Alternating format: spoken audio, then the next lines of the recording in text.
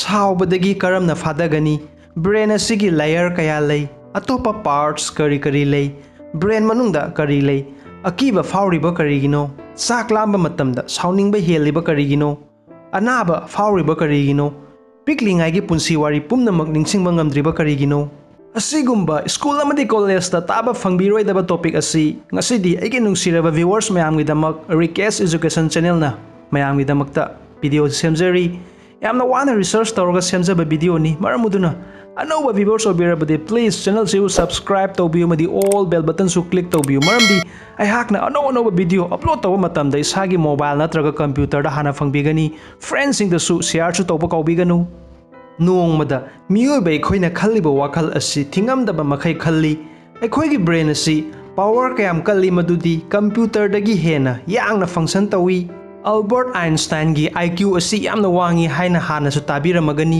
IQ haibadi intelligent quotient haibani maramaduna miyoiba ekhoida IQ asi wangi ngai kanabe heli IQ karamna wangba yai madudi nungtigi anau isana pamjaba thabak adu tamba lepidaba samlapna praman oina hairagadi football yamna pamba misak amana ahenba saknairaba football player ama oige hairagadi makhal gi practice tawba tai senior player dagi knowledge lauba internet dagi information lauba saknairaba player mayamgi lifestyle karamna sanai asigumba idea asi tamba helingai IQ su wangba heli atopa praman amu hairagadi saknairaba businessmen like Jeff Bezos, Bill Gates, Warren Buffett makhoigi daily lifestyle working business style karamna billionaire oikhibano thinking style mayam ase khoisu tamlagadi IQ level asi compulsory wangak patabani asumna ekhoigi brain asisu IQ wanghanba yai brain gi facts asengba information mayam da share tawjagi facts asi doctor scientist singna research tawbada fangnaba mayam aduni share tawjiriba asi aigi nungsiro viewers mayam da number 1 wakhal yamna khanba mi adudagi yamna khandaba mioi aduna thabak yangna tawba ngami isagi natabak kanadaba thabak adu mayam ama khallabadi sibu ekhoina overthinking kawi number 2 electric posta wire mayam leiba tawna aikhoi brain manungda su neuron koba wire mayam ama cheli neuron asi yamba helingai brain asi sharp oiba haibadi faba heli adu oiragadi yamhange natraga fahange hairagadi mafam kayama da chatlaga anauba kayama research tawba isana khangningba tamba leptaba asumna brain manungi neuron asi ekhoina hena fahanba yai chini yamna hena chabasi ekhoigi brain da yauriba neuron asi hanthali khanbagi power asi wathalli adu oiragadi chini chaba lepadabra nate balance ta chabiba chinja khudingmak balance ta charagadi asokpa ma phawba leite number 3 satra singna exam manungda ngaihak pung ani hum tumlaga ayamba lairik pai asi aranbani maramdi miyoi bai khoina tumba mapung phadragadi khangbagi shakti adu yamna watkani lairik paba haibasidi pariba adu exam manungda ningsing laga igadabanina paringai gi marakta uiba yawi adu oiragadi memory adu amuk blank oi marakta blank oirabadi pariba adugi kanaba leite maramaduna pung nipan subna fajana tumlaga pung ama natraga ani puning sangna paba aduni asengba lairik paba haibasi number 4 wakhal laina matam asida wakhal laina depression asi common oire imung manungi exam gi problem nungsi mari ana ayek thabak phangdabagi problem mayam asina aikhoigi brain da yamna sokhalli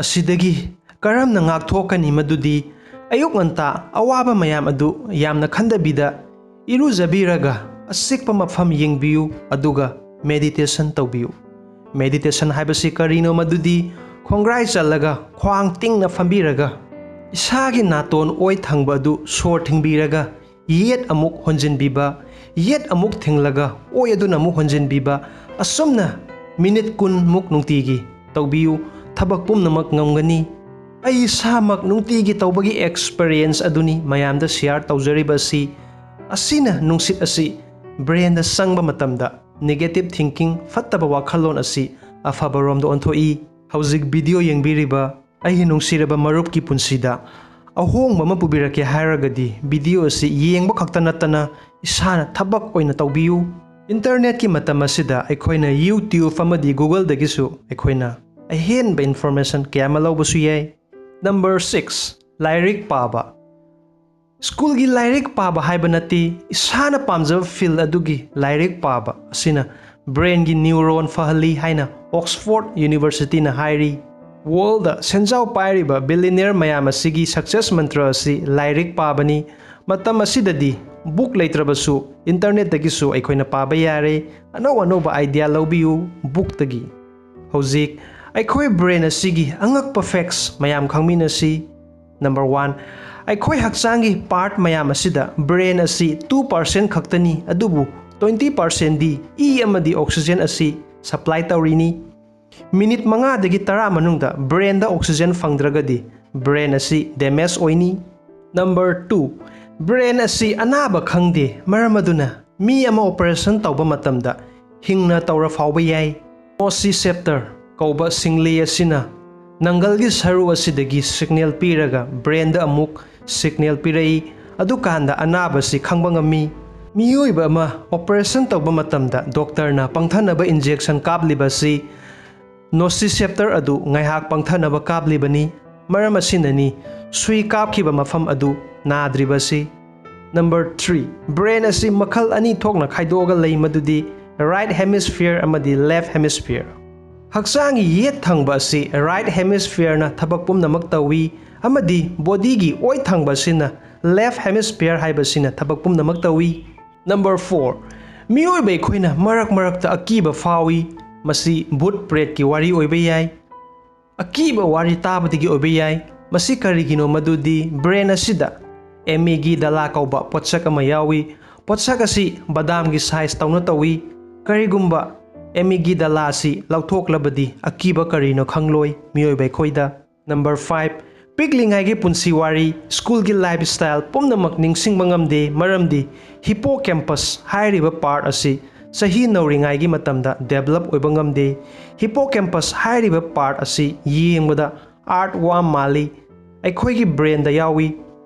Angawba miyoina hanagi punsi wari ningsingba ngamdribasi hippocampus asi damage oibanani.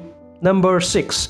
Chak lamba matamda sauningbai heli karigino maramdi stomach na brain da signal piraba matung brain asida neuropeptide kauba amino acids chemical ama form tawi asina brain asida sauningba fawhali. Number 7. Aikhoi gi brain asi yamna soft oi haibadi thoughtly thangna fawba kakpa yai amadi blood vessel lak henna yawi. Number 8. Brain gi arumba si pumnamak loina manade nupadana 1.3 kg amadi nupidana 1.2 kg gi sangda lay. Number 9. Brain gi layer asi makhal ahum thokna lay. That is number 1 forebrain, number 2 midbrain amadi number 3 hindbrain. Forebrain asigi mathaudi taba manam namba uba mahau tangmada khangba ngamba asina singbani. Brain manung asidasu atopa parts madudi cerebellum, medulla, pons mayam asisu lay. Number 10.